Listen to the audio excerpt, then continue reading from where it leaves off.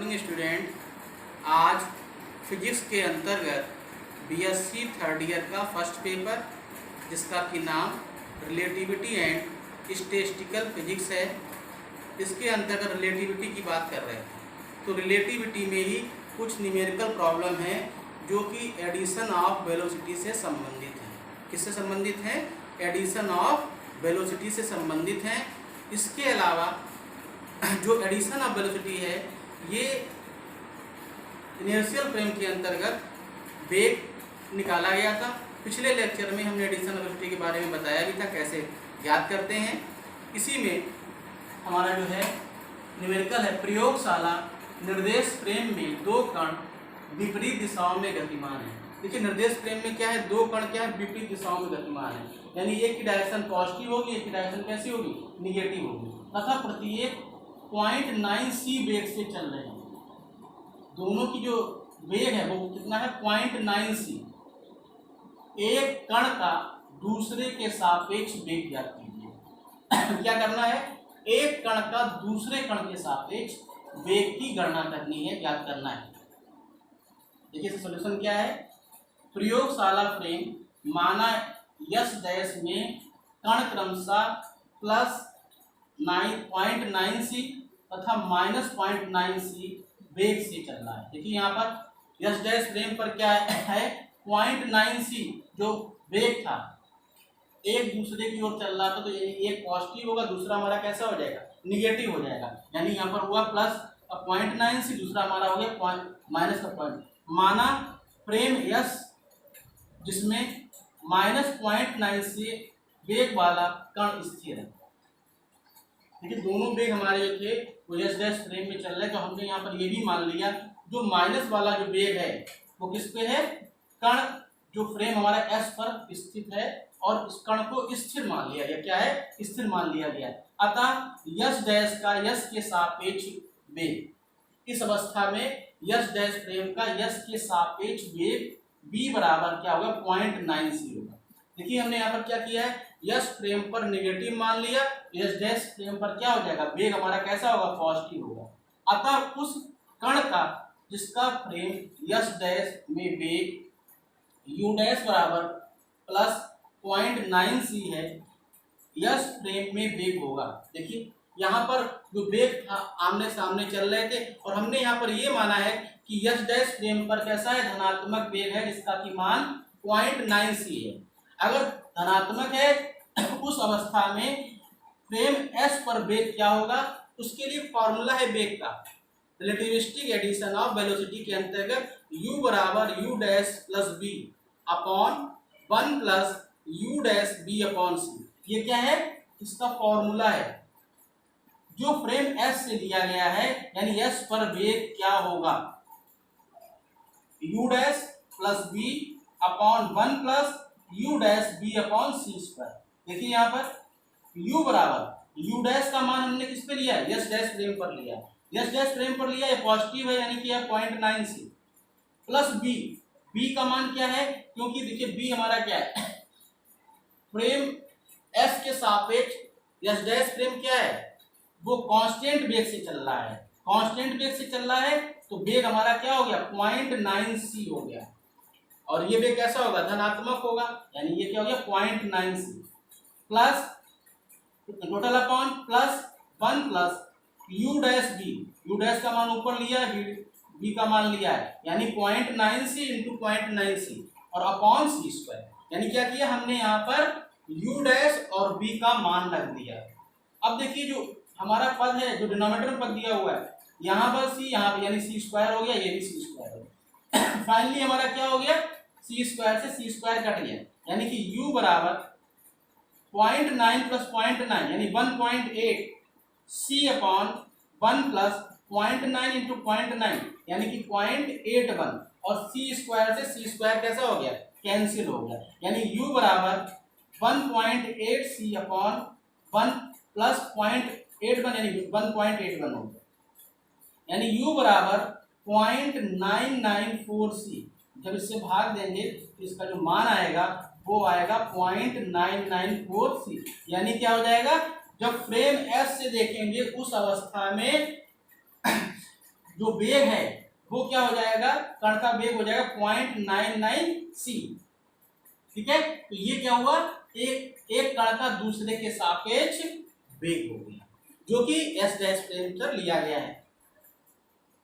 यदि c जो कि c से कम है, देखिए यहाँ पर ये जो मान है क्योंकि पॉइंट में आ रहा है 0.994 c, इसका मान क्या है, c से कम है, क्योंकि अगर c होता है तो यहाँ पर 1c, ये 1 से कम है, जो कि c से कम है। यदि वेग के गैलीलियन ट्रांसफॉर्मेशन का उपयोग किया जाए, वेग के गैलीलियन ट्रांसफॉर्मेशन की बात करते हैं, हमने बताया था पोजीशन वेक्टर की बात, तो वहां पे बताया था r डैश बराबर r माइनस बी टी, जो कि हमारा क्या था, पोजीशन वेक्टर थे।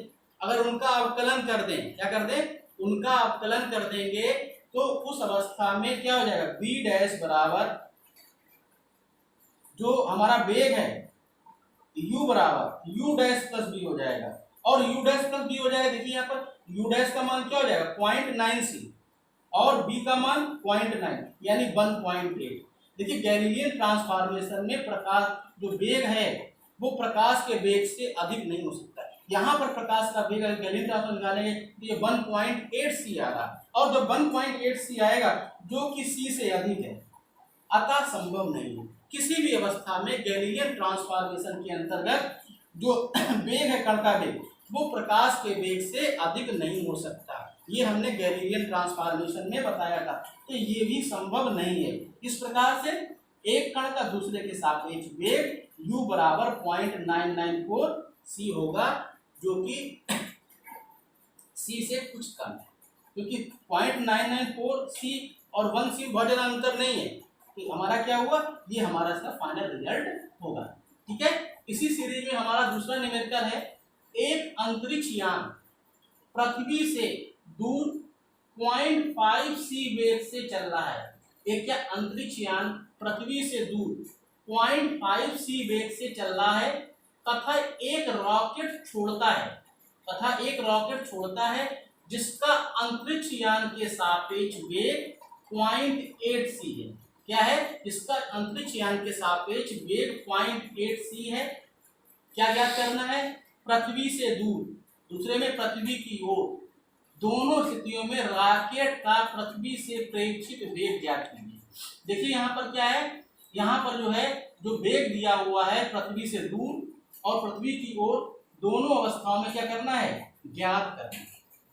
ठीक है, और यहाँ पर जो दिया हुआ वेग कितना दिया हुआ है, वो दिया 0.5c, क्योंकि पृथ्वी से दूर जा रहा है, यानी यहाँ पर जो वेग है वो 0.5c है। क्योंकि हम दो इनर्शियल फ्रेम लेंगे, पहला अगर स्थित है तो दूसरा हमारा क्या हो 0.5c वेग से चलेगा।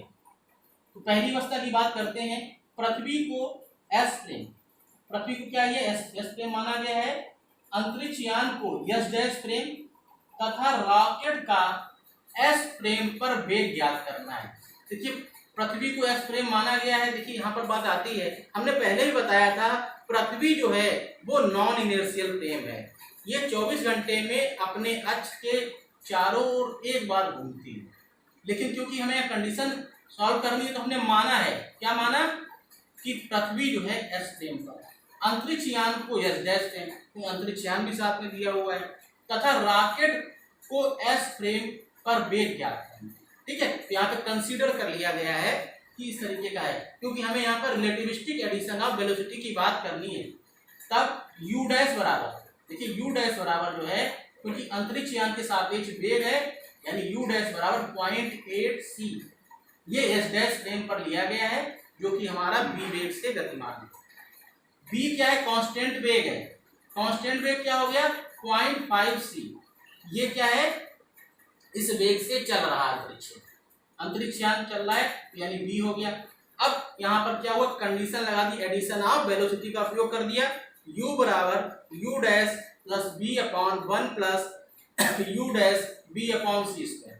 देखिए u डैश का मान 0.8, b का मान 0.5, यानी 0.8c plus 0.5c upon 1 plus u dash b upon c square. देखिए यहाँ पर 0.8c into 0.5c upon C square, तो हमने क्या पहले से ही सी स्क्वायर हटा दिया, यहाँ पर भी सी स्क्वायर हो, यहाँ पर भी सी स्क्वायर, यानी सी स्क्वायर क्या हो गया, कैंसिल हो गया।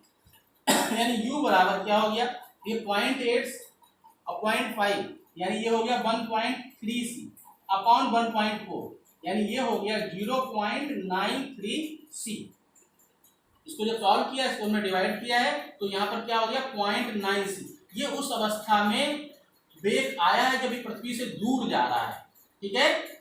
अब देखिए दूसरी अवस्था में क्या पृथ्वी की ओर आ रहा है, अगर हमने यहाँ पर u डैश लिया है तो दूसरी अवस्था में क्या हो जाएगा, u डैश का मान निगेटिव हो जाएगा क्योंकि इसकी डायरेक्शन चेंज हो गई। दूसरी स्थिति में u डैश बराबर -0.8c, दूर जाने पर पॉजिटिव और पास आने पर नेगेटिव। अगर लेफ्ट टू राइट जाएंगे तो पॉजिटिव लेंगे, अगर राइट टू लेफ्ट आएंगे तो नेगेटिव हो जाएगा। यानी u डैश का मान यहाँ पर नेगेटिव कर देंगे। फार्मूला हमारा पिछला जो ऊपर लगाया है, u बराबर u dash plus b 1 upon u dash b upon c square, ये हमारा रिलेटिविस्टिक एडिशन एबिलिटी का फार्मूला है। यहाँ पर u डैश का मान रखा 0.8c plus 0.5c upon 1 plus, देखिए u डैश का मान निगेटिव हो गया, ये पॉजिटिव था ही, यानी 0.8c इंटू 0.5c और इसके अपॉन में c स्क्वायर दिया, यानी c से c कट जाएगा, c स्क्वायर से कट जाएगा, यानी 0.8 इंटू 0.5 हो जाएगा।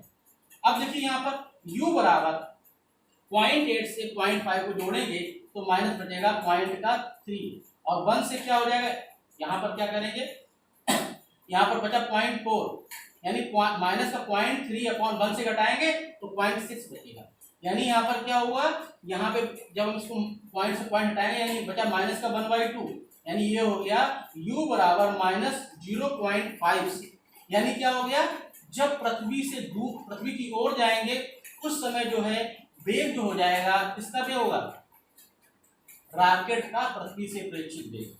रॉकेट का पृथ्वी से प्रेक्षित वेग क्या हो जाएगा, वो -u डैश c होगा। इस प्रकार से हमने एडिशन ऑफ वेलोसिटी के अंतर्गत दो न्यूमेरिकल बताए और दोनों न्यूमेरिकल एग्जाम के दृष्टिकोण से बड़े महत्वपूर्ण है। यहाँ पर u डैश और u का मान निकालने में थोड़ा सा ध्यान रखना पड़ता है कि कहीं u डैश तो नहीं ले रहे हैं, ठीक है। तो हमने दो न्यूमेरिकल बताए, इसी सीरीज में आगे अगले वीडियो में रिलेटिविटी के बारे में बताएंगे। आज के लिए बस इतना ही, धन्यवाद।